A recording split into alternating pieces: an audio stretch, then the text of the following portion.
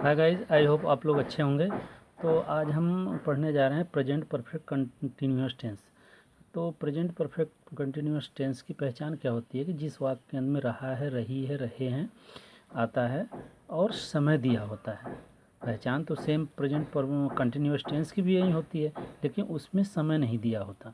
तो इसमें पहचान ये है कि रहा है, रही है के साथ साथ समय का बहुत ज़रूर होगा, समय ज़रूर दिया होगा। तो इससे हम पहचान लेंगे।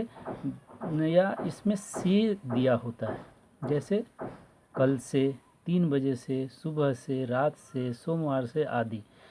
से के लिए हम क्या करते हैं, सिंस तथा फॉर का प्रयोग करते हैं। सिंस और फॉर जो प्रीपोजिशन है इनका हम प्रयोग करते हैं। तो अब इसमें दो हो गए, सिंस और फार हो गए।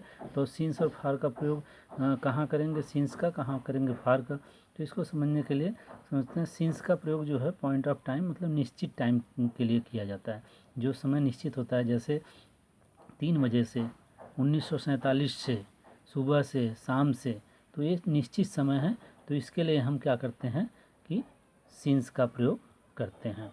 और फॉर का प्रयोग जो अनिश्चित टाइम होता है, पीरियड ऑफ टाइम होता है, जैसे 3 घंटे से, 4 दिन से। तो ऐसे के लिए हम क्या करते हैं, फॉर का प्रयोग करते हैं। अब तो इसके जब हम इसका ट्रांसलेशन करते हैं तो इसमें 3 तरीके के वाक्य बनेंगे, जैसे अफर्मेटिव सेंटेंस, फिर निगेटिव सेंटेंस, फिर इसके बाद इंट्रोगेटिव सेंटेंस। तो सबसे पहले हम अफर्मेटिव सेंटेंस की बात कर लेते हैं, जिसे हम साधारण वाक्य कहते हैं। तो इसका स्ट्रक्चर कैसे बनेगा, सब्जेक्ट हैज़ बीन या हैव बीन, वर्ब का फर्स्ट फॉर्म, उसमें आईएनजी, ऑब्जेक्ट, सीन्स, फॉर और टाइम। तो इसमें होता क्या है कि ये सीन्स और फॉर लगाएंगे और उसके बाद टाइम का प्रयोग करेंगे।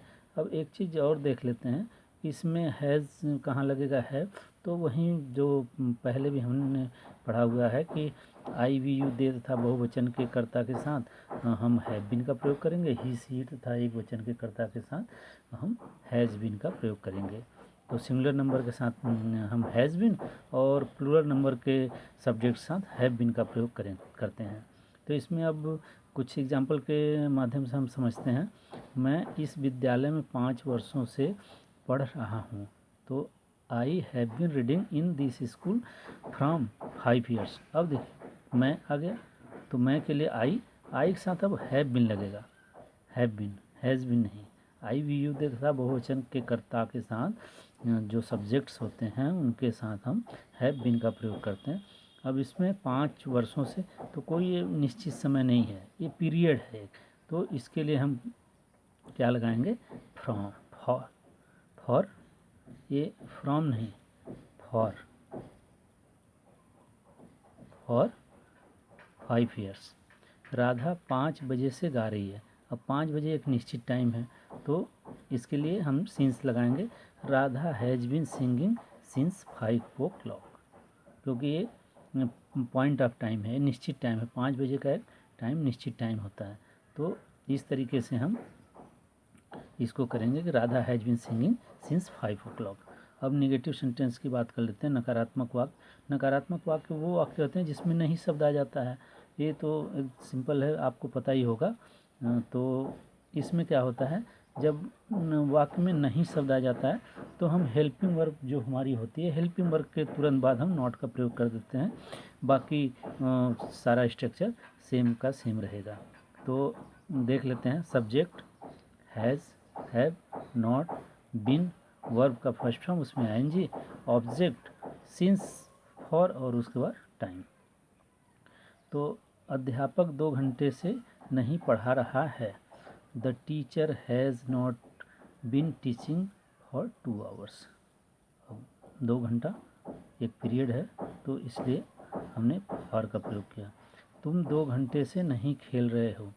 You have not been playing for 2 hours।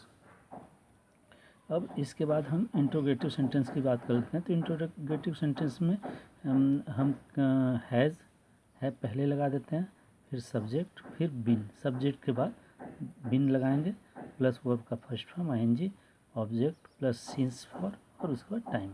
तो अब इसमें कुछ सेंटेंस के माध्यम से देख लेते हैं। क्या तुम प्रातःकाल से पढ़ रहे हो? Have you been reading since morning? क्या राम 2 घंटे से पढ़ रहा है? Has Ram been reading for 2 hours? अब अगर इसी में नहीं आ जाए, क्या तुम प्रातःकाल से नहीं पढ़ रहे हो, तो सिंपल है कि सब्जेक्ट के बाद तुरंत हम नॉट का प्रयोग करेंगे। Have you not been reading since morning? क्या तुम प्रातःकाल से नहीं पढ़ रहे हो? Have you not been reading since morning? फिर होगा, क्या राम 2 घंटे से नहीं पढ़ रहा है? Has Ram not been reading for 2 hours? तो इसमें जब अगर नॉट आ जाता है तो तुरंत सब्जेक्ट के बाद हम नॉट का प्रयोग करते हैं। अब इंटरोगेटिव जो हमारा सेकेंड होता है, इंटरोगेटिव सेकेंड जैसे उसमें कब, क्यों, कैसे, कहाँ, ये वाक्य के बीच में आता है, तो उसमें भी सिंपल है। पहले हम वो वर्ड लिखेंगे, फिर हैव जो भी है वो लिखेंगे सब्जेक्ट के हिसाब से, फिर सब्जेक्ट आ जाएगा, फिर उसके बाद बीन आ जाएगा, फिर उसमें वर्ब में आईएनजी लगा देंगे, फिर ऑब्जेक्ट, इसके बाद हमारा सिंस फॉर और टाइम। तो इस तरीके से हम प्रेजेंट परफेक्ट टेंस को आसानी से समझ सकते हैं इस वीडियो के माध्यम से। अगर ये वीडियो आप लोगों को अच्छा लगा तो ज़रूर प्लीज़ लाइक और सब्सक्राइब ज़रूर कीजिएगा।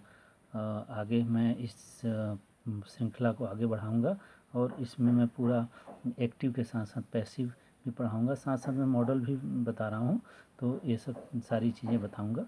तो इस वीडियो को लाइक और शेयर ज़रूर कीजिएगा। तब तक के लिए धन्यवाद, नमस्कार।